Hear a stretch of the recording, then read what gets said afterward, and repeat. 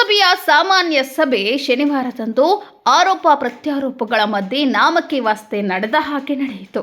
ಇದರಲ್ಲಿ ಮೊದಲಿಗೆ ಚರ್ಚೆಯಾಗಿರುವ ವಿಷಯಗಳ ಬಗ್ಗೆ ನಾವು ವಿವರವಾಗಿ ಹೇಳ್ತೀವಿ ನೋಡಿ. 2025-26ನೇ ಸಾಲಿನ ಮಾನವ ಸಂಪನ್ಮೂಲಗಳ ಟೆಂಡರ್ಗಳನ್ನು ಕರ್ನಾಟಕ ಸರ್ಕಾರ ಕನಿಷ್ಠ ವೇತನ ಪಾವತಿ ಪ್ರಕಾರ ಮುಂದುವರಿಸಬೇಕು.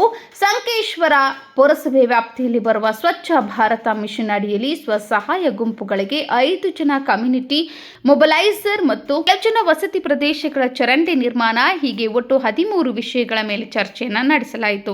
ಇದೊಂದು ಕಡೆಯಾದರೆ ಪುರಸಭೆ ಅಧಿಕಾರಿಗಳು ಯಾವುದೇ ಟೆಂಡರ್ ಕರೆಯಲಾರದೆ ಈಗ ಇರುವ ಟೆಂಡರ್ಗಳನ್ನು ಯಾವುದೇ ಪುರಸಭೆ ಸದಸ್ಯರ ಗಮನಕ್ಕೆ ತರದೆ ಮತ್ತು ವಿಶ್ವಾಸಕ್ಕೆ ತೆಗೆದುಕೊಳ್ಳಲಾರದೆ ಟೆಂಡರ್ಗಳನ್ನು ಮುಂದುವರಿಸುತ್ತಿದ್ದಾರೆ. ಅಂತಹ ಸರ್ಕಾರದ ನಾಮ ನಿರ್ದೇಶಿತ ಸದಸ್ಯ ದಿಲೀಪ್ ಹೊಸ್ಮನಿ ಗಂಭೀರ ಆರೋಪ ಮಾಡಿದ್ದಾರೆ. ಇನ್ನು ನಮ್ಮ ವಿಷಯಗಳನ್ನು ಚರ್ಚೆಗೆ ತೆಗೆದುಕೊಳ್ಳಲಾರದೆ ಬೇರೆ ಚರ್ಚೆಗಳನ್ನು ತೆಗೆದುಕೊಳ್ಳುತ್ತಿದ್ದು ಮತ್ತು ಹೋದ ಸಭೆಯಲ್ಲಿ ಅಭಿವೃದ್ಧಿ ಮಾಡುತ್ತೇವೆ ಅಂತ ಹೇಳಲಾಗಿತ್ತು. ಆದರೆ ಇನ್ನೂವರೆಗೆ ಯಾವುದೇ ಕೆಲಸಗಳು ಆಗಿಲ್ಲ. ಹೀಗಾಗಿ ಹಿಂದಿನ ಕೆಲಸಗಳು ಆಗುವವರೆಗೂ ಮುಂದಿನ ಕೆಲಸಕ್ಕೆ ಕೈ ಹಾಕುವಂತಿಲ್ಲ. ಒಂದು ವೇಳೆ ನಮ್ಮ ವಸತಿ ಪ್ರದೇಶದಲ್ಲಿ ಅಭಿವೃದ್ಧಿ ಆಗಲಿಲ್ಲವೆಂದರೆ ಎಲ್ಲ ಜನರಿಗೆ ತಂದು ಪುರಸಭೆಯ ಮುಂದೆ ಪ್ರತಿಭಟನೆ ಮಾಡಿಸ್ತೀನಿ ಅಂತ ಪುರಸಭೆಯ ಸದಸ್ಯ ಶಿವಾನಂದ ಮೂಡ್ಸಿ ಮುಖ್ಯ ಅಧಿಕಾರಿಗಳಿಗೆ ಖಡಕ್ ವಾರ್ನಿಂಗ್ ನೀಡಿದರು.